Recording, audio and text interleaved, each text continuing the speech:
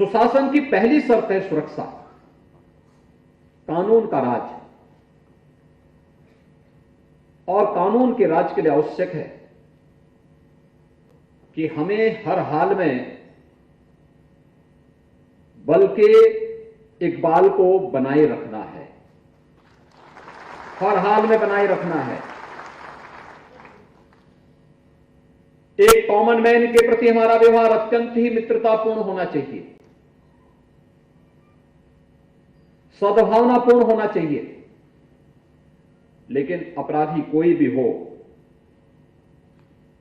कानून के साथ खिलवाड़ करने वाला व्यक्ति कोई भी क्यों ना हो, कितना भी बड़ा क्यों ना हो, उसके साथ जीरो टॉलरेंस की नीति के तहत उसे कानून के कटघरे में खड़ा करके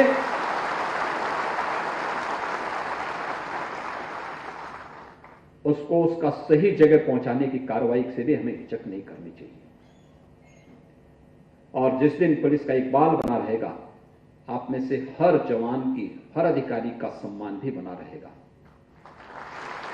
जब हम पुलिस के इस इकबाल को तोड़ने का प्रयास करेंगे तो मुझे लगता है एक बार स्वयं भी, जो भी व्यक्ति इसके साथ खिलवाड़ करने का प्रयास करेगा, वह स्वयं भी एक बार अपने आप को टूटा हुआ महसूस करेगा, अधूरा महसूस करेगा।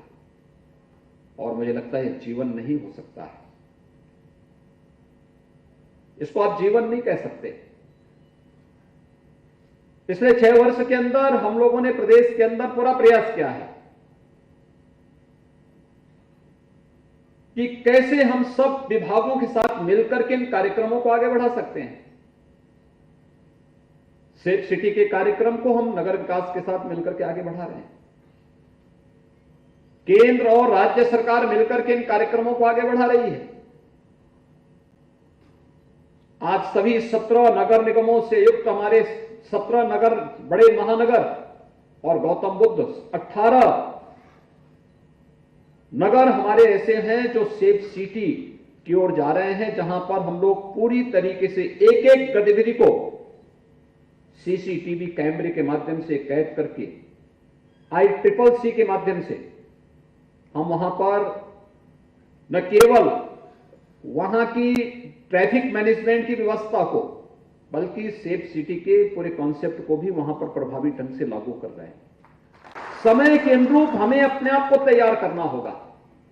अपराध की प्रकृति बदली है। पहले अपराध की चुनौती भौगोलिक हुआ करती थी, आज उसकी नई प्रकृति बदली है।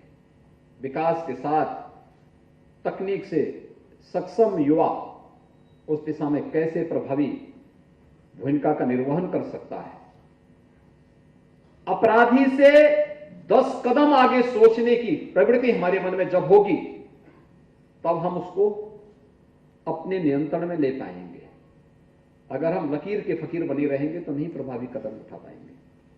और इसीलिए प्रदेश सरकार ने 18 रेंज में 18 साइबर थाने तो स्थापित किए हैं।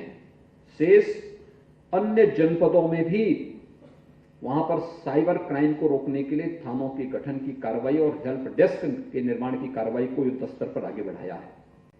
उत्तर प्रदेश पुलिस बल में जब हम लोग 2017 में आए थे, ट्रेनिंग की क्षमता मात्र 6000 की थी।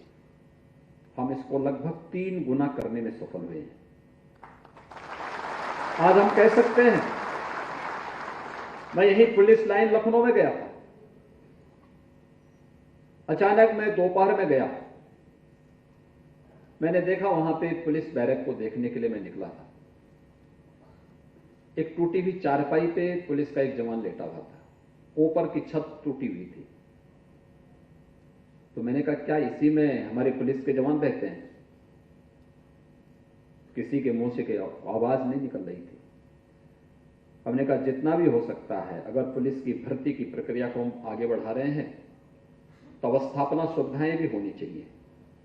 हर पुलिस लाइन में, हर थाने में, हर पुलिस चौकी में अवस्थापना सुविधाओं का विकास किया जाना चाहिए। अच्छे बैरक बनने चाहिए महिलाओं के लिए, पुरुषों के लिए।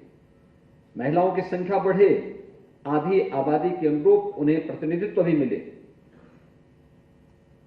2017 की तुलना में आज महिला कार्मिकों की संख्या 3 गुनी से अधिक उत्तर प्रदेश पुलिस बल में है। यह दिखाता है कि एक सकारात्मक दिशा में हम लोग आगे बढ़े हैं। उत्तर प्रदेश पुलिस बल में क्या स्थिति थी? जब 2017 में हम लोगों ने सत्ता संभाली थी तो 1.5 लाख से अधिक पद रिक्त थे। पीएससी की 54 से अधिक कंपनियां समाप्त कर दी गई थी। फायर ब्रिगेड के नाम पर विभाग तो था, लेकिन बुनियादी सुविधाओं के अभाव में जब मैंने एक बार प्रारंभ में इस विभाग का रिव्यू किया था तो मैंने एक ही बात पूछी थी।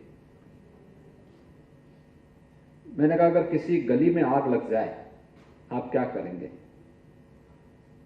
उन्होंने साहब हमारे पास कोई भी इक्विपमेंट नहीं है, उस प्रकार के वाहन नहीं है। किसी हाई राइज बिल्डिंग में आग लग जाए तब क्या करेंगे?